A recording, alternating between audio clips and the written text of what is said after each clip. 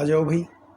Last class में आपसे discuss हुआ था यहाँ तक सल्फ़र तक, जिसे मैंने बोला था आपको कोई ये नहीं रटना कि ये प्रेसिपिटेटेड है। आप तो सल्फ़र याद रखें, ये एक्ने और क्या इसके बीच के ट्रीटमेंट में काम में आता है। ये मुहासे होते हैं, ये खुजली होती है, इनके ट्रीटमेंट में काम में आएगी। इसके अलावा आपकी जो सल्फ़र है ये केराटोलाइटिक होती है, यानी स्किन के अंदर कोई ओवर ग्रोथ हो जाती है, जैसे आटन वगैरह पड़ता है, स्किन का कुछ पोर्शन हार्ड हो जाता है, तो उसको रिमूव करने के काम में भी इसको लेते हैं। ये हमने डिस्कस किया था। अब हम आज की जो क्लास है हमारी, उसके बारे में जो है डिस्कशन जो है वो करेंगे, और इसके अंदर हम स्टार्ट करते हैं एस्ट्रिंजेंट से। तो यहाँ से आज की क्लास हमारी स्टार्ट होती है। अब मैं आपसे पहले बात करता हूँ कि एस्ट्रिंजेंट हम किन को बोलते हैं। ये क्वेश्चन कई बार पूछ लेते हैं, और जो एस्ट्रिंजेंट होते हैं इन्हीं का दूसरा नाम क्या बोलते हैं, इन्हीं को बोलते हैं स्टाइक्टिक। एस्ट्रिंजेंट को ही क्या बोलते हैं, स्टाइक्टिक एजेंट भी इनको बोलते हैं। और एस्ट्रिंजेंट और स्टाइक्टिक एजेंट का काम है स्टॉप ब्लीडिंग। क्या काम है, दे स्टॉप क्या है, ब्लीडिंग। तो स्टाइक्टिक और एस्ट्रिंजेंट का काम है स्टॉप क्या है, दैट इज़ ब्लीडिंग। तो स्टॉप ब्लीडिंग ये इनका बेसिक क्या है, एक्शन है। अब मैं बात करता हूँ कि एस्ट्रिंजेंट के तौर पे हम किसको काम में लेते हैं। तो एस्ट्रिंजेंट के तौर पे हम एलम, एलम का मतलब है फिटकरी, इसको काम में लेते हैं। और फिटकरी का यदि फॉर्मूला आप देखें तो ये पोटेशियम एल्यूमिनियम सल्फेट होती है। ऐसे पूछ लेते हैं कि एलम क्या है, तो पोटेशियम एल्यूमिनियम क्या है, सल्फेट। तो ये पोटेशियम आ गया, ये एल्यूमिनियम आ गया, ये आपका सल्फेट आ गया, और इसमें वाटर के मॉलिक्यूल 12 वाटर के क्रिस्टलाइज मॉलिक्यूल होते हैं, 12H2O। तो एलम क्या है, फिटकरी क्या है, तो पोटेशियम एल्यूमिनियम सल्फेट है, और ये इसमें 12 वाटर के क्या हैं, क्रिस्टलाइज H2O वाटर का फॉर्मूला होता है, और इसमें वाटर के 12 क्रिस्टलाइज मॉलिक्यूल जो है वो होते हैं। तो एक तो आपको पता, पुराने टाइम में हम शेविंग करते थे घर में, हमारे कई लोगों को आपने देखा होगा, और शेविंग के बाद में फिटकरी लगाते हैं, क्योंकि शेविंग करते वक्त यदि आपके चेहरे की कहीं स्किन के अंदर कोई कट लग गया, तो जैसे ही उसके अंदर एलम अप्लाई करेंगे तो वहाँ से ब्लीडिंग क्या है, रुक जाएगी। तो मैंने आपसे बात की कि एस्ट्रिंजेंट का एक काम हो सकता है, ये एक काम बात कर रहा हूँ, दे स्टॉप क्या है, ब्लीडिंग। तो एस्ट्रिंजेंट के तौर पे हम एलम काम में लेंगे। जो अभी आपने कहा ये क्या है, एलम है आपकी पोटेशियम एल्यूमिनियम क्या है, सल्फेट। थोड़ा थोड़ा करके याद रखें। इसके बाद हम इसके अंदर एस्ट्रिंजेंट के तौर पे जिंक सल्फेट काम में ले सकते हैं, और दूसरे जो सल्फेट हैं उनको भी काम में ले सकते हैं। अब देखो, जिंक सल्फेट का फॉर्मूला है ZnSO4। तो ये तो जिंक हो गया, ये सल्फेट, और इसमें 7 वाटर के क्रिस्टलाइज मॉलिक्यूल हैं, 7H2O। तो इसलिए ZnSO4 ये तो सिंपल है, जिंक सल्फेट, और इसमें वाटर के 7 मॉलिक्यूल क्या है, इसके अंदर शामिल होते हैं। इसी तरह से यदि कोई भी आपको मेटल दिख जाए, ज़्यादातर जो मेटलिक चीज़ें होती हैं वो एस्ट्रिंजेंट होते हैं। जैसे मैं लिखूं जिंक ऑक्साइड, तो आपका जो कैलामाइन होता है उससे मैंने बताया था जिंक ऑक्साइड, और उसमें थोड़ा सा ट्रेस ऑफ आयरन ऑक्साइड होता है। तो ये जिंक ऑक्साइड क्या है, ये एस्ट्रिंजेंट का काम करता है। तो जिंक सल्फेट है, जिंक ऑक्साइड है, ऐसे कई एल्यूमिनियम के साल्ट भी होंगे, सबको याद नहीं करना, लेकिन आपको एक आइडिया रहे कि कोई भी मेटलिक साल्ट है वो एस्ट्रिंजेंट का काम जो है वो कर सकता है। अब एस्ट्रिंजेंट के काम करने की जो मैकेनिज़्म है वो क्या है, तो देखो, कहीं भी हमारी स्किन डैमेज होती है तो जो सरफेस प्रोटीन है, क्योंकि आपके स्किन, मान लीजिए आप सड़क पे गिर गए और रास्ते में गिरने से आपको रगड़ लग गई, तो रगड़ लग गई तो सरफेस प्रोटीन एक्सपोज हो जाएंगे। जैसे ही उस पर एस्ट्रिंजेंट अप्लाई करेंगे, इन सरफेस प्रोटीन को वो पर्सिपिटेट कर देगा, जमा देगा, और वहाँ की जो ब्लड कैपिलरी हैं, स्मॉल ब्लड कैपिलरी, उनको कॉन्ट्रैक्ट कर देगा। और जिसकी वजह से क्या है, जैसे मान लो आप कैसे कोहनी से आपका हाथ है और ऐसे आप सड़क के ऊपर रगड़ लग गई, यहाँ रगड़ लग गई, और आप गिर गए, तो यहाँ जैसे ही हम एस्ट्रिंजेंट अप्लाई करेंगे तो यहाँ के जो एक्सपोज्ड प्रोटीन है उनको ये पर्सिपिटेट कर देंगे और इस एरिया की जो ब्लड कैपिलरी है उनको कॉन्ट्रैक्ट कर देंगे, जिससे ब्लीडिंग क्या है रुक जाएगी। तो एस्ट्रिंजेंट का एक काम है स्टॉप ब्लीडिंग। लेकिन कोई आपके स्किन के सरफेस के ऊपर कोई माइनर इंजरी होती है और वहाँ के जो प्रोटीन है उन्हीं को पर्सिपिटेट और वहीं की ब्लड वेसल को ये कॉन्ट्रैक्ट और ब्लीडिंग को स्टॉप कर सकती है। कोई मेजर ब्लड वेसल कट गई तो एस्ट्रिंजेंट काम नहीं करेंगे। तो इसलिए एस्ट्रिंजेंट का दूसरा नाम क्या बताया, स्टाइप्टिक एजेंट। लेकिन मैंने कहा एस्ट्रिंजेंट का एक काम है ब्लीडिंग को रोकना, इसके अलावा इनके और भी काम हैं। जैसे मैंने एस्ट्रिंजेंट को बताया तो इसमें एक मैंने कहा दैट इज़ स्टाइप्टिक एजेंट, जिनका हम डिस्कशन कर रहे थे, इनका काम है ब्लीडिंग रोकना। इसके अलावा एस्ट्रिंजेंट जो है इनका काम क्या है, ये हमारी स्किन पे यदि अप्लाई करें, स्किन के ऊपर अप्लाई करेंगे तो हमारी स्किन के अंदर जो पोर होते हैं, छेद होते हैं, उनको कॉन्ट्रैक्ट करेंगे और उससे स्वेटिंग क्या है कम हो जाएगी। और जो केमिकल स्वेटिंग कम कराते हैं उनको क्या बोलते हैं, एंटी, और क्या बोलेंगे, प्रेस्पिरेंट। एंटी क्या है, प्रेस्पिरेंट, एंटी प्रेस्पिरेंट। तो ये एंटी प्रेस्पिरेंट का एंटी का मतलब तो एंटी हो गया, जैसे आपके कोई एंटी है, और प्रेस्पिरेंट का मतलब क्या है, पसीना आना, प्रेस्पिरेशन होना। और एंटी प्रेस्पिरेंट का मतलब क्या है, तो ये स्पेलिंग है PR, ये देखो एंटी PRESPIRANT। तो एंटी प्रेस्पिरेंट का मतलब स्टॉप क्या है, स्वेटिंग। तो कई बार आपने देखा होगा कई लोग अपनी आर्म्स के अंदर, जो हमारी बगल में हाथ के नीचे जो आर्म होती हैं, वहाँ कई लोग स्प्रे करते हैं या कोई चीज़ अप्लाई करते हैं, वो एंटी प्रेस्पिरेंट होता है, उससे पसीना नहीं आता। कई ऐसे आपके डिओड्रेंट होते हैं जो एंटी प्रेस्पिरेंट होते हैं, पसीने को। इसी तरह से आप कह सकते हैं कि एस्ट्रिंजेंट जो है वो डिओड्रेंट का काम भी करते हैं। एस्ट्रिंजेंट जो है वो क्या है, डिओड्रेंट। तो एज ए डिओड्रेंट का काम भी करते हैं, क्योंकि पसीना नहीं आएगा तो आपके बॉडी के अंदर बैड स्मेल नहीं आएगी, तो ये डिओड्रेंट का काम भी करेंगे। ये एंटी प्रेस्पिरेंट, स्वेटिंग को भी कम करेंगे और स्टॉप ब्लीडिंग स्टाइप्टिक एजेंट के तौर पे भी काम करेंगे। और इन सब का मेकनिज़म मैंने आपको कॉमन बताया ही है कि जो ब्लड कैपिलरी हैं उनको कॉन्ट्रैक्ट करेंगे, सरफेस प्रोटीन को पर्सिपिटेट कर देंगे और इससे ब्लीडिंग कम हो जाएगी। ये स्टाइप्टिक एजेंट हैं। जो आपकी स्किन के पोर बंद कर दें और पसीना कम कर दें, वो एंटी प्रेस्पिरेंट हैं और जो डिओड्रेंट का काम भी करेंगे। तो ये छोटा सा पार्ट था, हमारा टॉपिक था एस्ट्रिंजेंट। सिर्फ इस टॉपिक के बारे में ही यूजुअली क्वेश्चन जो है वो आता है, कोई विशेष नहीं, इसी के बारे में क्वेश्चन आता है। अब मैं आगे चलता हूँ, नेक्स्ट पार्ट है दैट इज़ सेलाइन क्या है, कैथार्टिक। सेलाइन कैथार्टिक। अब देखो सेलाइन का मतलब तो है साल्ट का सॉल्यूशन, एक एक वर्ड को पकड़ना है। और कैथार्टिक का मतलब ये होता है कि वो ड्रग जो सीवियर वाटरी डायरिया कर दे, कि दवाई लेने के बाद ज़बरदस्त आपको दस्त लग जाएं, तो इसका मतलब वो कैथार्टिक ड्रग है। और मैं इन ड्रग को, जो डायरिया इंड्यूस करने वाली ड्रग हैं, इनको 3 कैटेगरी में हम डालते हैं। देखो कैथार्टिक ड्रग तो वो है जो ज़बरदस्त डायरिया कर दें, ये तो आपकी कैथार्टिक, मैं C लिख रहा हूँ, बहुत ज़बरदस्त सीवियर वाटरी डायरिया होगा। और जो बीच का काम करेंगे उनको बोलेंगे परगेटिव, ये माइल्ड डायरिया करेंगे। और जो सबसे कम, सॉरी ये निशान थोड़ा उल्टा सीधा बन गया, एक बार वापस से लिख रहा हूँ। देखो कैथार्टिक ड्रग जो हैं, जो विग्रस डायरिया करेंगे वो कैथार्टिक हैं। इससे ये तो इनका एक्शन तो बहुत ही स्ट्रॉन्गर है। इससे कम एक्शन होता है, देखो ग्रेटर है, इससे कम एक्शन है परगेटिव। ये ड्रग भी डायरिया करेंगी लेकिन बहुत ज़्यादा सीवियर नहीं करेंगी। और परगेटिव से भी कम एक्शन आता है, उसको क्या बोलते हैं, लेग्जेटिव। तो ये ऑर्डर है। तो यानी लेग्जेटिव ड्रग का मतलब जैसे ईसबगोल है, तो ईसबगोल लेग्जेटिव है, क्योंकि ईसबगोल कॉन्स्टिपेशन में लेते हैं और ईसबगोल के लेने से नॉर्मल डिफिकेशन होता है, तो ये लेग्जेटिव का काम करेगा। यदि मान लीजिए आप कायम चूर्ण लेते हैं और कायम चूर्ण 1 चम्मच खाया तो थोड़ा डायरिया होगा, परगेटिव होगा। और कायम चूर्ण की 5 चम्मच खा गए आप तो सीवियर डायरिया होगा, यानी कैथार्टिक। यानी कहने का मतलब थोड़ी सी बरसात हुई, लेग्जेटिव, थोड़ी ज़्यादा बरसात हुई, परगेटिव, और मूसलाधार बरसात हुई तो क्या बोलेंगे, कैथार्टिक। तो इस वर्ड के साथ में आपको लिंक करना है, आप समझ जाएंगे।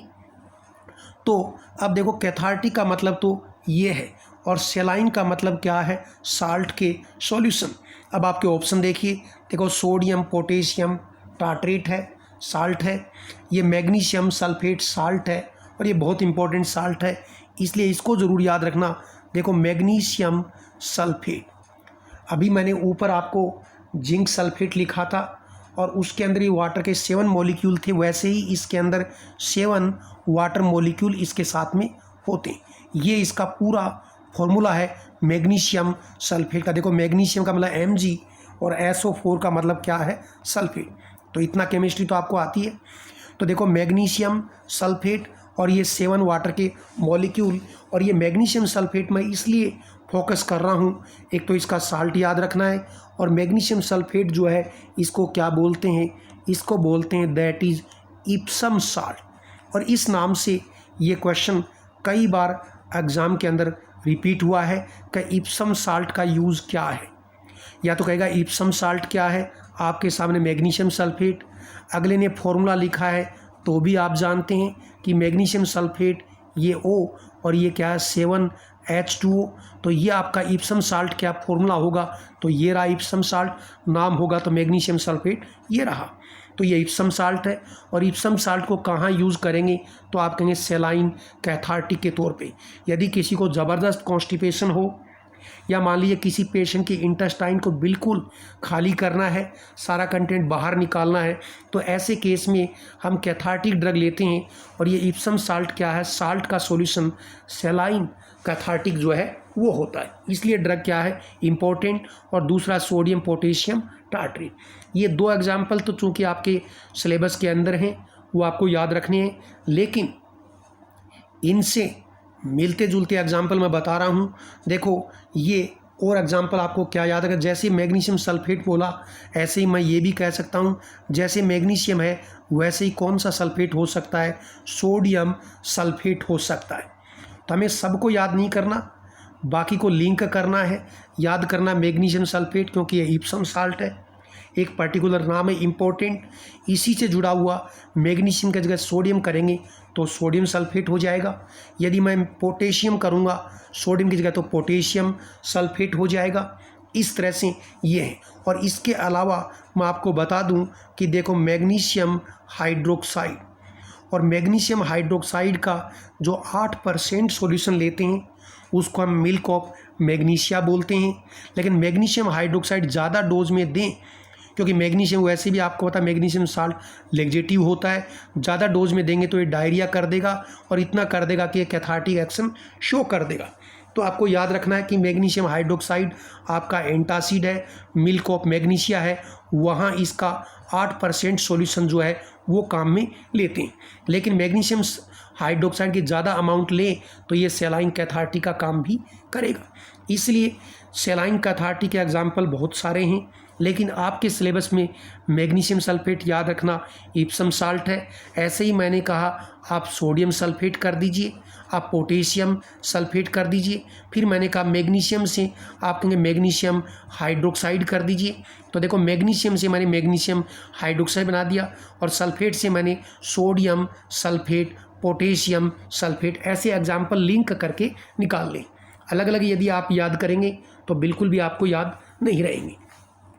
और ये सेलाइन कैथार्टिक ड्रग आप कहेंगे इनका यूज़ क्या है, तो देखो यूज़ ये है किसी भी ड्रग की पॉइजनिंग हो जाए, तो जैसे ही किसी ड्रग की पॉइजनिंग हो गई और मान लीजिए ड्रग आपके स्टमक या इंटेस्टाइन में है, तो इस हम क्या करेंगे, जैसे हम सेलाइन कैथार्टिक देंगे तो इंटेस्टाइन पूरी तरह से खाली हो जाएंगे और सारा कंटेंट जो है बाहर निकल जाएगा।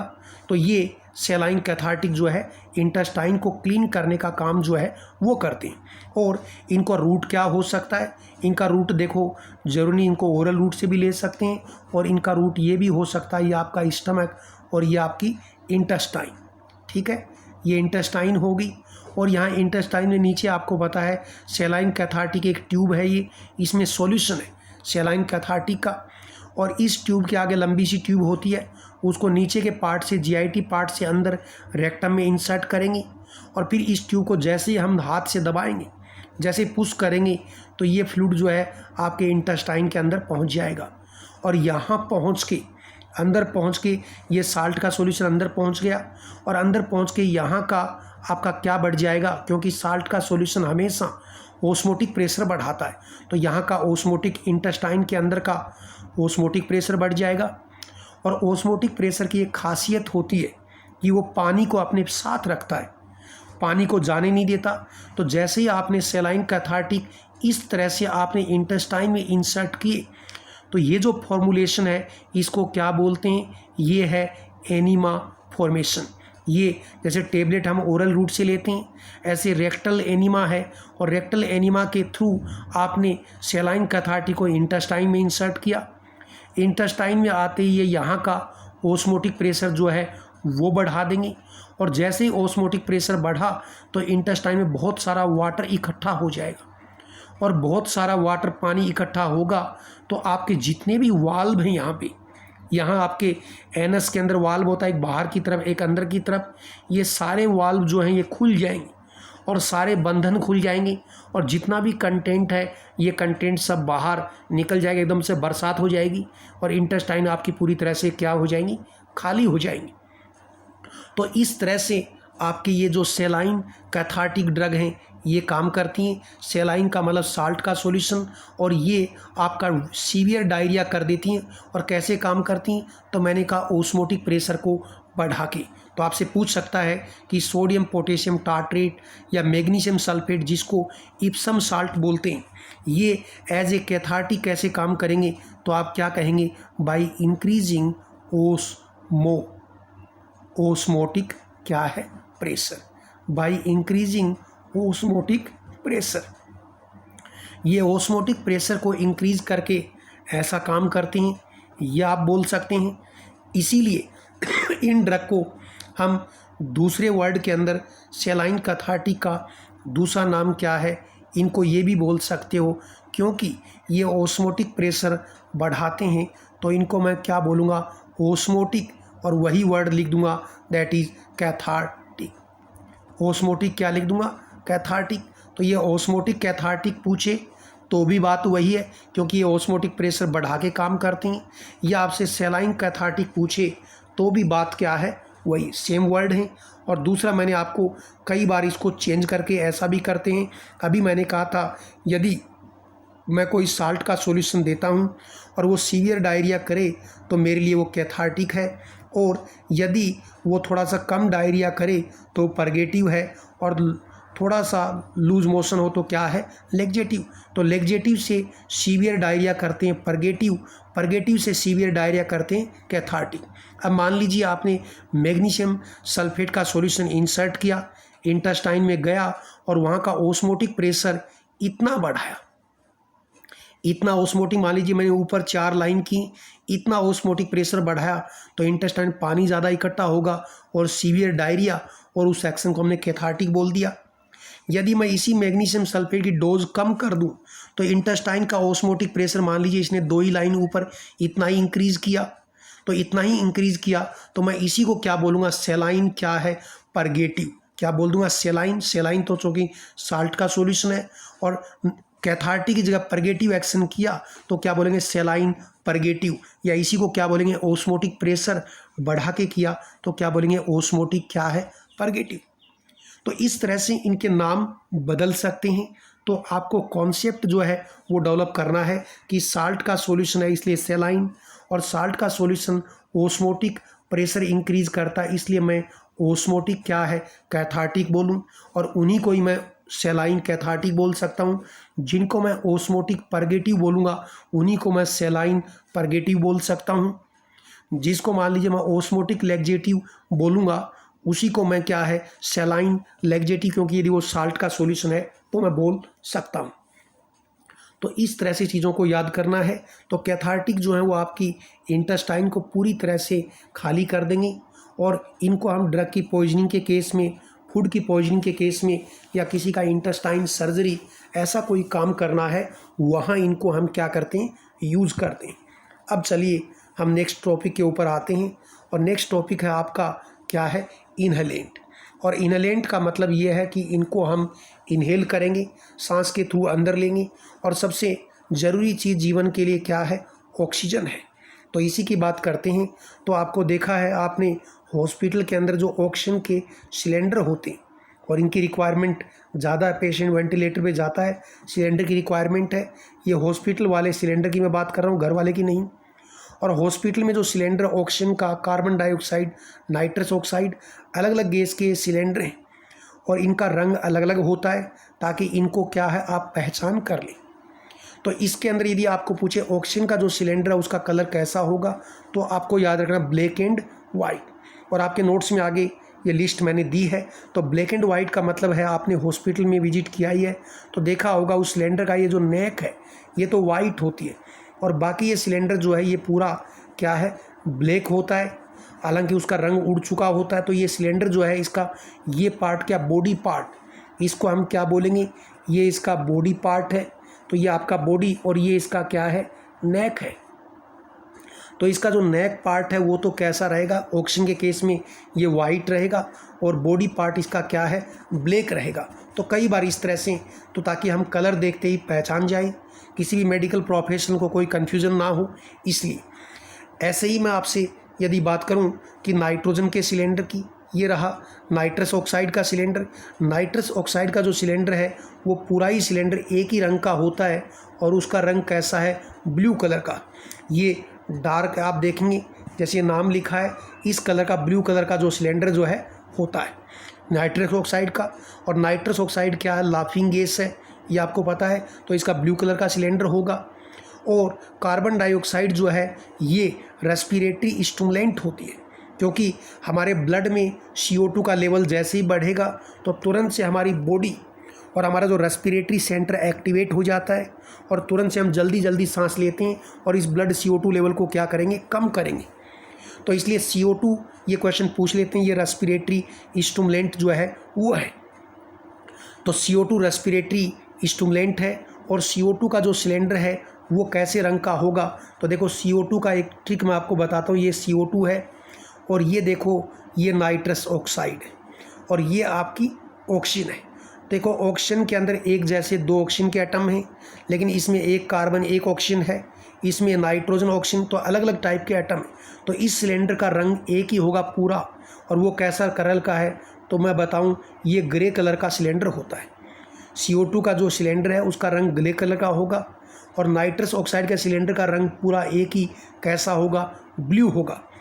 इसको आप ऐसे याद रखें कि देखो इसमें दो एटम हैं, इसमें भी कार्बन और ऑक्सीजन दो अलग अलग टाइप के एटम हैं, तो इनके सिलेंडर का रंग एक जैसा है, जैसे इसका पूरा सिलेंडर ऊपर से नीचे तक ग्रे कलर का और नाइट्रस ऑक्साइड का क्या है ब्लू कलर का। लेकिन ऑक्सीजन के अंदर एक जैसे एटम है, इनका सिलेंडर कैसा है, तो ऑक्सीजन का सिलेंडर है ब्लैक एंड क्या है वाइट, उससे याद रखेंगे। और मैंने ये आपको बताया कि ऑक्सीजन के सिलेंडर में ये ऊपर का पार्ट नेक वाइट होता है, बाकी सारा क्या है ब्लैक। जिस तरह से ऑक्सीजन है वैसे ही ऑक्सीजन में आप लिखते हैं O2 लिखते हैं, वैसे ही दूसरी गैस है जिसमें नाइट्रोजन में N2 लिखते हैं। तो नाइट्रोजन का जो सिलेंडर है उसमें भी दो रंग होंगे, और वो दो रंग कौन से हैं, यहाँ ये जो पार्ट है ये कैसा होता है ब्लैक होता है, ये तो ब्लैक पट्टी होती है, और ये जो पार्ट है ये कैसा होता है ग्रे होता है। तो इनकी लिस्ट आपके नोट्स में आगे टेबल में दी हुई है, वहाँ से आप पढ़ लें। लेकिन इसमें कभी कभी क्वेश्चन पूछ लेते हैं इनके कलर के बारे में, तो इसलिए आपको याद करना है। अब मैं आपसे बात करता हूँ, किसी पेशेंट को हम ऑक्सीजन देते हैं तो इस ऑक्सीजन को कई बार हम क्या करते हैं, ये मैं लिखता हूँ ये O2, और इस ऑक्सीजन को हम CO2 के साथ में मिक्स करते हैं, क्योंकि CO2 क्या है रेस्पिरेटरी स्टिमुलेंट है। तो मोस्टली तो आपकी ऑक्सीजन है, लेकिन इसके अंदर 5 से 7% क्या मिला देते हैं, 5 से 7% इसमें CO2 मिला देते हैं, क्योंकि CO2 रेस्पिरेटरी स्टिमुलेंट है। और इन दोनों का जो मिक्सर है ऑक्सीजन का, मोस्टली ऑक्सीजन और 5 से 7% CO2, इन दोनों का जो मिक्सर है इसको हम बारबिचुरेट पॉइजनिंग के अंदर, मॉर्फिन पॉइजनिंग के अंदर, या कहेंगे कार्बन मोनोऑक्साइड जो गैस होती है, सिगड़ी जलाने पे कई लोगों को इसकी CO की पॉइजनिंग हो जाती है, तो कार्बन मोनोऑक्साइड पॉइजनिंग में, बारबिचुरेट पॉइजनिंग में, मॉर्फिन पॉइजनिंग के अंदर में ऑक्सीजन का और इसके साथ में थोड़ा सा 5 से 7% CO2 का कॉम्बिनेशन जो है वो काम में लेते हैं। तो इसको आपको याद रखना है। इसके अलावा आपको मैं बता दूं कई बार सीवियर रेस्पिरेटरी डैमेज होता है, वहाँ ये जो ऑक्सीजन है इसको हम एक दूसरी गैस होती है हीलियम, शॉर्ट में एच ही लिखता हूँ, पूरा नाम लिख देता हूँ हीलियम, इसके साथ भी मिक्स करके काम में लेते हैं। यहाँ पे कब लेते हैं? ऑक्सीजन और हीलियम का कॉम्बिनेशन अब काम में लेते हैं सीवियर रेस्पिरेटरी डैमेज, वहाँ इस कॉम्बिनेशन को काम में लेते हैं, थोड़ा सा आइडिया रहे। दूसरा, जैसे मैंने आपको बताया कि हमारी बॉडी में ऑक्सीजन कमी होती है और आपके टिश्यूज़ में ऑक्सीजन कमी होती है, तो उस कंडीशन को क्या बोलते हैं? Hypoxia, HYPOXIA, hypoxia. तो देखो हाइपो का मतलब तो क्या है? कमी, हाइपर का मतलब ज़्यादा, हाइपो का मतलब कम, और ऑक्सिया यानी ऑक्सीजन की क्या है? कमी। तो टिश्यूज़ में ऑक्सीजन कमी होती है हाइपोक्सिया, और इसका इलाज क्या है? बाहर से पेशेंट को ऑक्सीजन दें, तो ये ऑक्सीजन की रिक्वायरमेंट है। और CO2 जो है, चूँकि ये रेस्पिरेटरी स्टिमुलेंट है इसलिए CO2 काम में लेते हैं। दूसरा आपको याद रखना है, यदि CO2 को हम फ्रीज़ कर दें, फ्रोज़न कर दें, यदि इसको हम फ्रीज़र में रख दें CO2 को, तो ये आर्टिफिशियल आइस बन जाती है। तो CO2 को यदि फ्रीज में रख देते हैं, इसको जमा दें, तो ये आर्टिफिशियल आइस का काम भी करती है।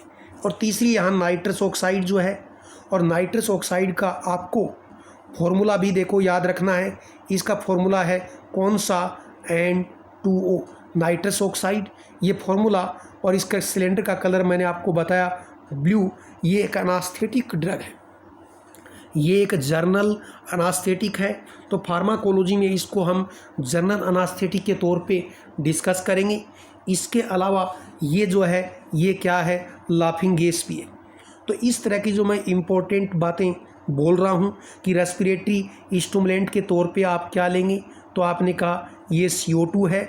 दूसरा मैंने कहा कि लाफिंग गैस क्या है, तो फॉर्मूला भी याद रखना, नाम भी नाइट्रस ऑक्साइड। जर्नल अनास्थेटिक के तौर पे कौन सी गैस काम में लेंगे? इसी नाइट्रस ऑक्साइड को काम में लेंगे। इस तरह से, या हाइपोक्सिया का मतलब क्या है, ये सारी चीज़ें ये वन वर्ड के अंदर आगे आपके नोट्स के अंदर देखेंगे इसी सीट में। तो ये वन वर्ड में सारी चीज़ें लिखी हैं, तो साथ के साथ उन चीज़ों को भी आपको रीड आउट करते हुए चलना है और बार बार आपको रिपीट जो है वो करना है। तो ये आपके इनहेलेंट के बारे में हुआ। कोई इनहेलेंट में हमें इसकी लिस्ट जो है उसको याद करने की ज़रूरत नहीं, सिर्फ आपको बेसिक कॉन्सेप्ट जो है उसको डेवलप करना है। अब आते हैं नए टॉपिक के बारे में, और यहाँ लिखा देखो रेस्पिरेटरी स्टिमुलेंट। अब देखो रेस्पिरेटरी स्टिमुलेंट जो है वो CO2 है। इसको नेचुरल क्यों बोला है? क्योंकि हमारी बॉडी के अंदर नेचुरल CO2 बनती है। CO2 हम सांस के थ्रू छोड़ते हैं, और जैसे ही आपके ब्लड में CO2 लेवल बढ़ेगा तो ऑब्वियसली मैं कहूँगा कि आपका ऑक्सीजन लेवल क्या है? कम होगा। और ऐसे केस में आपकी बॉडी तुरंत से आपके मेडुला ऑब्लंगेटा में एमओ में रेस्पिरेटरी सेंटर एक्टिवेट होगा, और आपकी ब्रीदिंग रेट क्या है? बढ़ेगी, जिससे आपका CO2 लेवल तो कम और ऑक्सीजन लेवल क्या है? बढ़ेगा। तो CO2 जो है एक नेचुरल रेस्पिरेटरी स्टिमुलेंट है, ये भी है। अब आप ये नहीं सोचें कि इसको यहाँ क्यों नहीं लिखा, तो एक चीज़ को हम बार बार थोड़ी लिखेंगे, इसलिए उसको यहाँ नहीं लिखा है। अब मैं बात करता हूँ रेस्पिरेटरी स्टिमुलेंट में कि आपका रेस्पिरेटरी सिस्टम एक्टिवेट कब होगा, ये CO2 को भी याद रखें। इसके अलावा देखो अमोनिया वर्ड याद रखें आप, नीचे क्या लिखा? Aromatic spirit of ammonia, ammonia word याद रखें। यहाँ भी देखो अमोनियम कार्बोनेट, तो वर्ड है कुल मिला के अमोनिया, अमोनियम। और अमोनिया गैस को कभी आपने लेबोरेटरी में या किसी फैक्ट्री के अंदर आपने स्मेल किया हो, तो ये बहुत ही पंजेंट तीखी स्मेल होती है, बहुत बदबूदार स्मेल होती है, नाक में एकदम झटका सा लगता है। तो उसी से याद करें कि अमोनिया की स्मेल बहुत तेज़ और तीखी होती है, तो उसी से वर्ड है अमोनियम कार्बोनेट, अमोनियम से, और एरोमेटिक स्पिरिट ऑफ अमोनिया। आपको अमोनिया अमोनियम वर्ड देखना है, ये रेस्पिरेटरी स्टिमुलेंट का काम करते हैं। इतना सा चीज़ ही इसके अंदर आपको याद करनी है। अब इसके बाद में नेक्स्ट टॉपिक के ऊपर आते हैं। नेक्स्ट टॉपिक आपका है इसके अंदर एक्सपेक्टोरेट, इसके बारे में बात करूंगा। और ये ड्रग जो है इमेटिक का काम भी करती हैं, इसलिए साथ में इसके लिखा है। पहले मैं एक छोटी सी चीज़ इसको यहाँ बताता हूँ, फिर कुछ अलग चीज़ें आपको बताता हूँ। जैसे मैं ये बात करता हूँ कि मान लीजिए ये आपका स्टमक है, ये स्टमक हो गया, और स्टमक और ओरल रूट के थ्रू आपने कोई भी केमिकल लिया, वो आपके स्टमक में यहाँ पहुँचेगा, और यहाँ पहुँचने के बाद यदि ये जो केमिकल आया है ये आपकी स्टमक की अंदर की जो लेयर है म्यूकोसा, इसको यदि ये इरिटेट करे, इसको इरिटेट करें, जैसे मान लीजिए मुंह में हम मिर्ची रखते हैं तो हमारे को मिर्ची लगती है, इरिटेशन होता है और उससे सलाइवा का सिक्रेशन होता है। ऐसे ही कोई केमिकल हमने ओरल रूट से लिया और स्टमक में पहुंच के यहाँ इसकी म्यूकोसा को, अंदर की लेयर को ये इरिटेट करे, तो यदि ये इरिटेशन थोड़ा है तो इस इरिटेशन की वजह से रिफ्लेक्सली आपके जो लंग्स होते हैं उनके अंदर इरिटेशन होगा स्टमक में, लेकिन आपके जो लंग्स हैं उसमें ये ट्रेकिया है, ये लेफ्ट और राइट ब्रोंकस हैं और ये आपके लंग्स, और लंग्स के अंदर आपको पता है अंदर इसके अंदर गुब्बारे जैसी स्ट्रक्चर होती है अल्वियोली, वहाँ वाटरी सिक्रेशन होने लग जाते, पानी जैसे सिक्रेशन होने लग जाएंगे। आपने कहा इरिटेशन हुआ यहाँ और सिक्रेशन यहाँ कैसे हुए, तो ऐसे होते हैं। कैसे, जैसे मान लीजिए आप खाना खाते हैं और बहुत ज़्यादा स्पाइसी और मिर्चीदार खाना खाते हैं तो आपकी आंखों में आंसू आते हैं, तो मिर्ची तो आपके मुंह में लगी, आंख में थोड़ी लगी है, और आपको पसीना भी आ जाता है भयंकर। ऐसा क्यों? क्योंकि इरिटेशन तो आपके मुंह में हो रहा है स्टमक में, लेकिन उससे स्वेटिंग हो रही है, उससे पसीना आ रहा, नाक से पानी गिर रहा है, तो ये रिफ्लेक्स एक्शन है। सेम चीज़ यहाँ अप्लाई होती है कि एक ड्रग को मैं ओरल रूट से लेता हूँ तो वो यहाँ पहुँची और यहाँ जाके स्टमक की म्यूकोसा को उसने इरिटेट किया, और थोड़ा इरिटेट करेगा तो इसकी वजह से आपके ब्रोंकाई में और आपके लंग्स में वाटरी सिक्रेशन होगा, पानी जैसी सिक्रेशन होगा। आप कहेंगे इस सिक्रेशन का क्या फ़ायदा है? इस सिक्रेशन का फ़ायदा ये होगा कि आपके जो लंग्स हैं उनके अंदर कफ है, और यदि मान लीजिए किसी को खांसी है और उसमें बलगम भरा हुआ है तो ये गाढ़ा विस्कस कफ यहाँ भरा हुआ है, इसकी वजह से बार बार आपको खांसी आती है, लेकिन आपका कफ बाहर नहीं आ पाता। कफ बाहर क्यों नहीं आता भाई? क्योंकि कफ गाढ़ा है और ये इसकी वाल के चिपका हुआ है और बाहर नहीं आएगा, और अंदर जगह कम होगी तो खांसी आएगी, क्योंकि ऑक्सीजन के लिए प्रॉपर जगह चाहिए। ऐसे केस में हम एक्सपेक्टोरेंट ड्रग लेंगे तो इनका एक मेकनिज़म मैंने क्या बताया, इसको ओरल रूट से लेंगे, जैसे कि लिखा है अमोनियम क्लोराइड, जैसे कि potassium iodide, antimony potassium tartrate, इसको शॉर्ट में APT, एंटीमनी पोटेशियम क्या है, टार्ट्रेट। तो ये जो केमिकल हैं इनको आप लेंगे तो ये A से आप चाहे ये भी कर लें कि A से अमोनियम क्लोराइड, P से पोटेशियम आयोडाइड, T से एंटीमनी पोटेशियम टार्ट्रेट, APT, इसमें तीनों वर्ड भी आ सकते हैं। ये केमिकल आपके स्टमक में जाएंगे, स्टमक के म्यूकोसा को इरिटेट करेंगे और उससे यहाँ वाटरी सिक्रेशन स्टार्ट हो जाएंगे, और पानी जैसे सिक्रेशन होने से आपके लंग्स में जो गाढ़ा कफ था वो डाइल्यूट हो जाएगा। वो क्या है, डाइल्यूट हो जाएगा, जैसे दूध में पानी मिलाएंगे दूध पतला हो जाएगा, तो ये कफ डाइल्यूट हो जाएगा।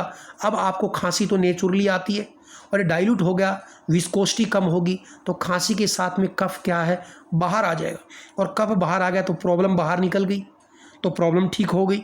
तो इसलिए कफ को बाहर निकाल दे, इसलिए क्या, एक्सपेल करना, कफ को आउट ऑफ चेस्ट क्या है, एक्सपेल करते हैं, इसलिए इन ड्रग का नाम क्या है, एक्सपेक्टोरेंट जो है वो रखा गया है। अब मैं आपको बता दूं कि कुछ ड्रग जो एक्सपेक्टोरेंट हैं ये इमेटिक भी, इमेटिक का मतलब वोमिटिंग होना। वोमिटिंग कैसे होना, जैसे मैं कहूँ कि मान लीजिए आपके मुंह में अंगुली डालते हैं और आपके मुंह में एक अंगुली डाली, थोड़ी सी आपके टंग के बैक साइड को इरिटेट किया मैकेनिकली, थोड़ा सा हल्का सा टंग के पीछे के साइड को रगड़ा, तो क्या होगा, थोड़ी देर में मैं देखता हूँ कि आपके आँखों में आंसू आ जाते हैं, ना, पसीना आ जाता है, उबेक आती है, और यदि आपके मुंह में अंगुली और अंदर तक डाल दें तो क्या होगा, आपको उल्टी आ जाएगी, क्योंकि ज़्यादा इरिटेशन हो गया। सेम कॉन्सेप्ट यहाँ अप्लाई है कि मैं कोई भी जो एक्सपेक्टोरेंट ड्रग लेऊँगा वो आपके स्टमक में इरिटेशन करेगी, थोड़ा इरिटेशन करेगी तो इससे ब्रोंकियल सिक्रेशन बढ़ रहे हैं, और वहाँ जो लंग्स में कफ जमा हुआ है उसकी विस्कोसिटी घट रही है, और खांसी के साथ वो कफ बाहर आ गया और इस ड्रग ने एज ए एक्सपेक्टोरेंट काम किया। लेकिन आपके स्टमक में यहाँ यदि इरिटेशन बढ़ जाए, यही जो एक्सपेक्टोरेंट ज़्यादा अमाउंट में दे और यहाँ इरिटेशन बढ़ जाए तो क्या होगा, स्टमक की म्यूकोसा इतनी इरिटेट होगी कि इसको गुस्सा आएगा और इस कंटेंट को बाहर फेंक देगा। तो ये किसकी तरह काम किया, एज ए इमेटिक काम किया। इसलिए मैं कहूँगा कि वो ड्रग जो एक्सपेक्टोरेंट का काम करते हैं, जैसे ये साल्ट है, और ये साल्ट देखो अमोनियम क्लोराइड साल्ट है, पोटेशियम आयोडाइड साल्ट है, APT ये साल्ट है, और साल्ट है, और साल्ट यहाँ जाके इरिटेट करता है, थोड़ा इरिटेट करता है, एक्सपेक्टोरेंट है, ज़्यादा इरिटेट करेगा तो ये एज ए क्या है, इमेटिक, वोमिटिंग इंड्यूस करने का काम जो है वो कर देंगे। और आपको जानकारी के लिए एक प्लांट ड्रग की बताता हूँ। एक ड्रग का नाम है दैट इज़ इमेटिन। तो ये फार्माकोग्नोसी के अंदर हम पढ़ते हैं एल्कोलॉइड चैप्टर में। इपिका कोन्हा एक प्लांट होता है, सिफिलिस इपिका कोन्हा, उसमें एक्टिव ड्रग होती है इमेटिन। ये प्लांट ड्रग है और इमेटिन की कप सिरप आती हैं। यदि इन कप सिरप को आप लें और ज़्यादा अमाउंट में लेंगे तो स्टमक की म्यूकोसा को ये इरिटेट करेगी, और इरिटेट करते ही आपको वोमिटिंग हो जाएगी। तो ये इमेटिन, ये देखो ये तो इमेटिक वर्ड है, वो नहीं वोमिटिंग करना, और ये इमेटिन एक केमिकल है जो आपके प्लांट में प्रेजेंट होता है। तो ये इमेटिन जो है ये एक्सपेक्टोरेंट का काम भी करेगा और ये इमेटिक का काम भी करेगा। ये नेचुरल है। और सेम चीज़ मैं कह सकता हूँ कि ये जो अमोनियम क्लोराइड है, पोटेशियम आयोडाइड है, एंटीमनी पोटेशियम टार्ट्रेट है, ये सब साल्ट के सॉल्यूशन है और ये इमेटिक का काम करेंगे हाई कंसंट्रेशन के ऊपर, और लो कंसंट्रेशन पे क्या है, कफ को बाहर फेंकने का काम करेंगे। और इनको मैं या क्या बोल सकता हूँ, इनको मैं ये भी बोल सकता हूँ सेलाइन, सेलाइन, और फिर वर्ड है एक्सपेक्टोरेंट। सेलाइन एक्सपेक्टोरेंट क्यों बोला, देखो एक्सपेक्टोरेंट का मतलब to expel out of chest, chest से कफ को बाहर फेंकते हैं, इसलिए एक्सपेक्टोरेंट है। और सेलाइन क्यों बोला, क्योंकि ये देखो मैं बार बार लाइन कर रहा हूँ, ammonium chloride, potassium iodide, antimony potassium tartrate, और आप शॉर्ट में आके तो देखो APT, तो इससे एंटीमनी पोटेशियम टार्ट्रेट भी बन जाता है। ए से अमोनियम क्लोराइड, ऑप्शन दे के याद आएगा, पोटेशियम आयोडाइड, और फिर ये था एंटीमनी पोटेशियम टार्ट्रेट। ये जो केमिकल हैं ये तीनों साल्ट के सॉल्यूशन हैं। तो यहाँ ये हेडिंग दे रखा है, एग्ज़ाम में आपको ऐसे पूछता है सेलाइन एक्सपेक्टोरेंट का नाम बताइए, और आप सोचते हैं तो पढ़ा ही नहीं। तो सेलाइन एक्सपेक्टोरेंट का मतलब ये साल्ट के सॉल्यूशन है, तो यही सेलाइन एक्सपेक्टोरेंट हैं, यही as a emetic vomiting induce करने का काम करेंगे। और इनका मेकनिज़म भी आप समझ गए कि हमारी स्टमक की म्यूकोसा को ये इरिटेट करेंगे, और इरिटेट करेंगे तो कफ जो है वो बाहर आ जाएगा। अब मैं इसी के अंदर आपको और थोड़ा सा चीज़ आपको बताऊं यहाँ साइड में करके। तो देखो ये जो एक्सपेक्टोरेंट है इनको मैं शॉर्ट में EX जो है इतना ही लिख रहा हूँ, है ना, एक्सपेक्टोरेंट हैं। और ये जो हैं दो टाइप के, इनको मैं डिवाइड कर सकता हूँ, इनको मैं दो टाइप में डिवाइड कर सकता हूँ। ऐसे तो इनके बहुत टाइप हैं। एक टाइप मैंने आपको बताई कौन से, सेलाइन एक्सपेक्टोरेंट, जिनको मैं बोल रहा था। इसी कैटेगरी के अंदर मैं और ड्रग लिख रहा हूँ जिनको आप म्यूकोलाइटिक बोलते हैं। और यदि आपको इस हेडिंग से प्रॉब्लम है, हेडिंग को छोड़ दीजिए, क्योंकि आपसे एग्ज़ाम में क्लासिफिकेशन खुद से नहीं करवा रहा। आपको सीधा क्वेश्चन यही पूछता है म्यूकोलाइटिक एजेंट कौन है। तो आपको बता दूं कि म्यूकोलाइटिक वर्ड को देखो, म्यूकस का लाइसिस। अब मुझे बताओ म्यूकस कौन है। आपको जब कभी बार खांसी होती है और आपके फेफड़ों में, लंग्स में कफ जम जाता है, तो उस दौरान जब खांसते हैं तो जो बलगम बाहर आता है उसको क्या बोलेंगे, म्यूकस, और गाढ़ा होता है और वो बाहर नहीं आता। तो ऐसे केस में यदि किसी को बलगम वाली खांसी है तो उसको जो कफ सिरप जो हम देंगे पेशेंट को, उस कफ सिरप के अंदर हम क्या कंपोनेंट रख सकते हैं, उसके अंदर एक कंपोनेंट म्यूकोलाइटिक रखेंगे। अब इस नाम को देखो, म्यूकोलाइटिक क्या करेगा, जो म्यूकस है आपके लंग्स में उसका लाइसिस करेगा, यानी उसको ब्रेक करेगा, उसकी विस्कोसिटी कम करेगा, ताकि वो कफ आसानी से क्या है बाहर आ जाए। तो ये म्यूकोलाइटिक वर्ड अपने आप में अपने आप को एक्सप्लेन कर रहा है। तो ये आपको रटना नहीं कि म्यूकस का लाइसिस करेंगे, लंग्स में जो गाढ़ा कफ है उसका लाइसिस करेंगे, उसको ब्रेक करेंगे और आसानी से कफ जो है बाहर आ जाएगा। अब देखो म्यूकोलाइटिक के एग्जाम्पल मैं डिस्कस करता हूँ, और बहुत कॉमन एग्जाम्पल। और जब भी आप कफ सिरप की बोतल ख़रीदते हो तो आपने उसके ऊपर पढ़ा भी होगा, नहीं पढ़ा तो आप पढ़ना, लेकिन आजकल डॉक्टर की परमिशन के बिना ये मिलेगी नहीं। तो मैं लिख रहा हूँ ब्रोमहेक्सिन। तो ये ब्रोमहेक्सिन क्या है, म्यूकोलाइटिक है। और ये ब्रोमहेक्सिन मैं आपको बता दूं, ये वसा का एक प्लांट ड्रग है, एथाटोडा वसाका।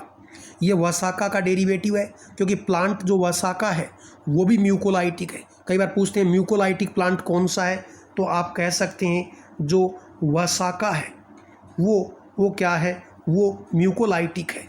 और वसाका में वी से वैसिसिन और वैसिसिनोन होगी, ये म्यूकोलाइटिक हैं। तो ये तो वसाका प्लांट में मिलते हैं, और जिस तरह से जो चीज़ प्लांट में मिलती है वैसा ही केमिकल हमने बना लिया उस तरह की प्रॉपर्टी वाला। तो ब्रोमहेक्सिन एक म्यूकोलाइटिक एजेंट है, ब्रोमहेक्सिन एक म्यूकोलाइटिक एजेंट है। इसी तरह से एक दूसरी ड्रग और लिखता हूँ, ये भी इम्पोर्टेंट है, क्या नाम है, दैट इज एम्ब्रोक्सोल। तो ये चीज़ें आपके नोट्स में ना भी हो सकती हैं, और होंगी तो आगे वन वर्ड में होंगी, एमसीक्यूज में आएंगी, और नहीं तो आप नोट भी कर लें। तो कोई आपसे डायरेक्ट पूछे कि example of mucolytic drug, exam में देखो बहुत इजी क्वेश्चन आते हैं, सिंपल क्वेश्चन आते हैं, और हमारा सिलेबस पूरी तरह से कवर नहीं होता है, या हम उन चीज़ों को कवर कर लेते हैं जो एग्ज़ाम में नहीं पूछी जाती, तो हमारे क्वेश्चन गलत होते हैं। तो म्यूकोलाइटिक ड्रग कौन सी है, तो आपको कहेगा ब्रोमहेक्सिन है, बिल्कुल है साहब। एम्ब्रोक्सोल है, और बता दूं एम्ब्रोक्सोल इस ब्रोमहेक्सिन का मेटाबोलाइट भी होता है। ब्रोमहेक्सिन भी हम काम में लेते हैं, और इसका मेटाबोलाइट जैसे एम्ब्रोक्सोल है इसको भी काम में लेते हैं। और इसके अलावा कौन है, तो वसाका देगा या वैसिसिनोन देगा, ये नेचुरल है, ये क्या है, म्यूकोलाइटिक है। और एक दो ड्रग मैं और लिखता हूँ, एक ड्रग है कई बार ये भी आ जाती है, मैं लिखता हूँ देखो एसीटाइल, अभी एसीटाइल कोलिन नहीं लिख रहा हूँ, एसीटाइल आगे लिख रहा हूँ सिस्टीन, एसीटाइल सिस्टीन। तो देखो एसीटाइल सिस्टीन ये भी क्या है, म्यूकोलाइटिक। तो देखो म्यूकोलाइटिक की डेफिनेशन क्या हुई, वो ड्रग जो म्यूकस को ब्रेक करेंगे और आपके लंग्स में गाढ़ा कफ है उसको ब्रेक करेंगे और उसकी विस्कोसिटी को कम कर देंगे, दे आर म्यूकोलाइटिक। म्यूकोलाइटिक के तौर पे प्लांट में ड्रग कौन सी है, वसाका। कंटेंट क्या होगा, अपने आप ही वैसिसिन, वैसिसिनोन मिल जाएगा, नाम से पकड़ जाएंगे आप। दूसरा सिंथेटिक ड्रग कौन सी जो केमिकल बनाया, ब्रोमहेक्सिन। ब्रोमहेक्सिन का मेटाबोलाइट एम्ब्रोक्सोल, इसको भी काम में लेते हैं। और इसी तरह से ड्रग है एसिटाइल सिस्टीन। अब देखो मैं एक नाम लिख सकता हूँ, एसिटाइल सिस्टीन है, ऐसे ही कार्बोसिस्टीन है, ऐसे ही कार्बोसिस्टीन है। और अब ये ड्रग किस तरह से काम करते हैं, इनका अल्टीमेट मैकेनिज्म तो मैंने बता दिया कि म्यूकस को ब्रेक करते हैं और उसकी विस्कोसिटी कम करते हैं, लेकिन इनके अलग अलग मैकेनिज्म है, उनका डिस्कशन भी मैं एमसीक्यूज के साथ में आपको करूँगा, तो वहाँ और क्लियर हो जाएगा।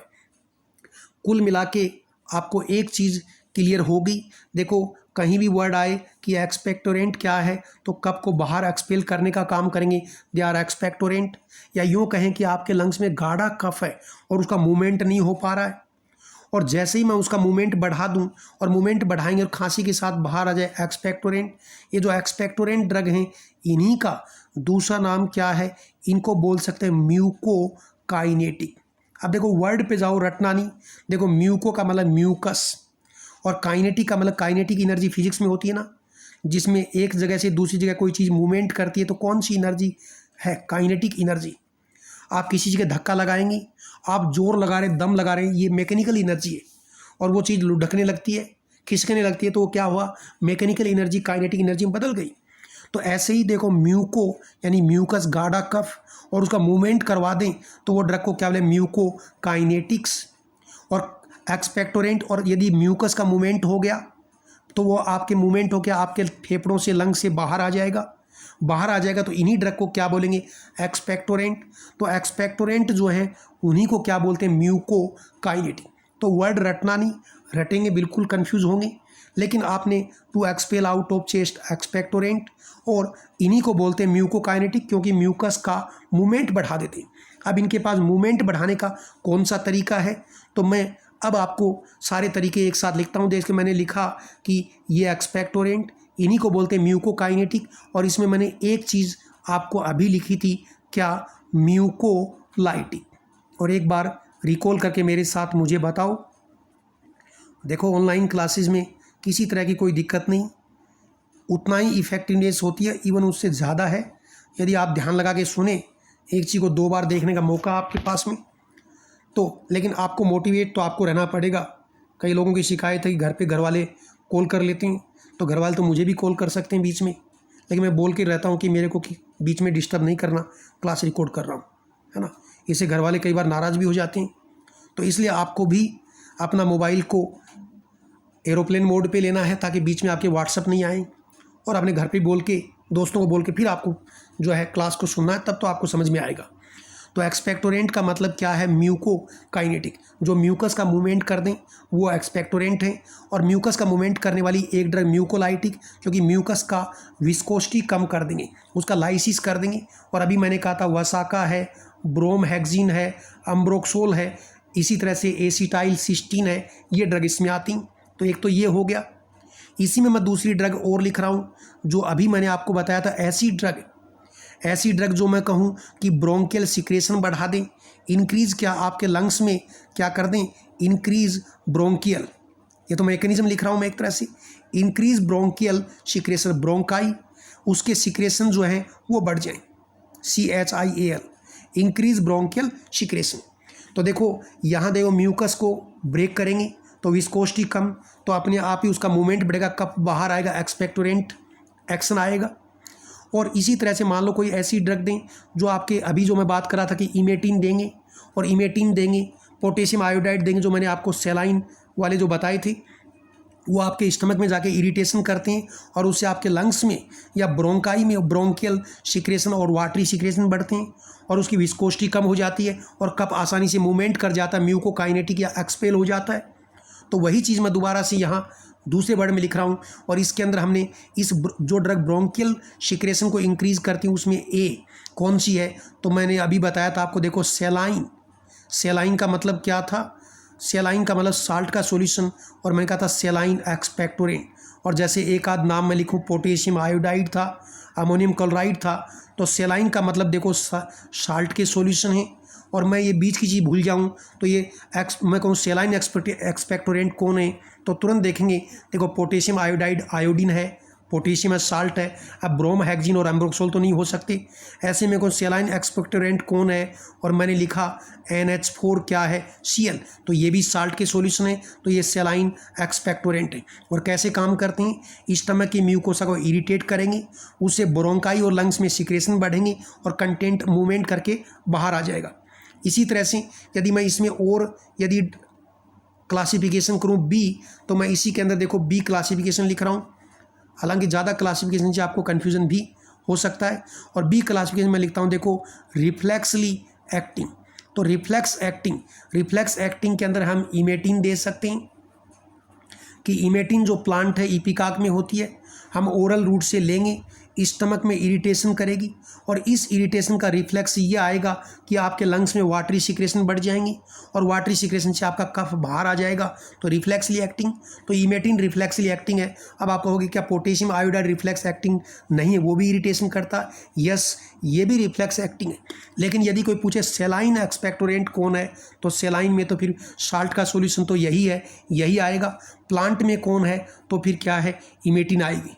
तो इस तरह से फिर भी यदि आपको कोई डाउट यदि रहा है, कई बार छोटा मोटा डाउट किसी को रह जाता है किसी पॉइंट पे, तो मैं इसको MCQs के थ्रू आपको बताऊंगा तो पूरा होगा।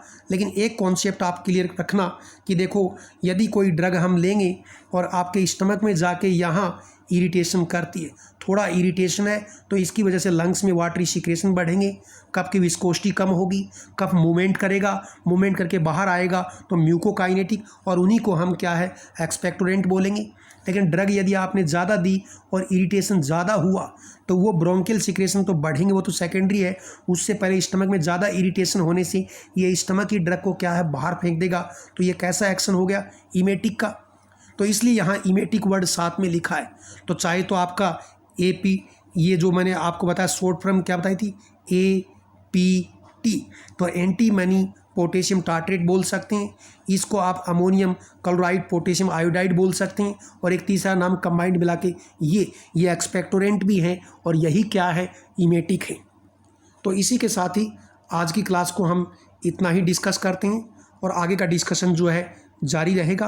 MCQs जो हैं वो भी मैं बना रहा हूँ, उनका डिस्कशन भी आपको भेजेंगे, जब सफिशिएंट हो जाएंगे तब भेजेंगे। आप निश्चिंत रहें और अपनी तैयारी जो है वो बराबर करते रहें, और कोई भी डाउट हो तो व्हाट्सएप के ऊपर आप मेरे से पूछ सकते हैं।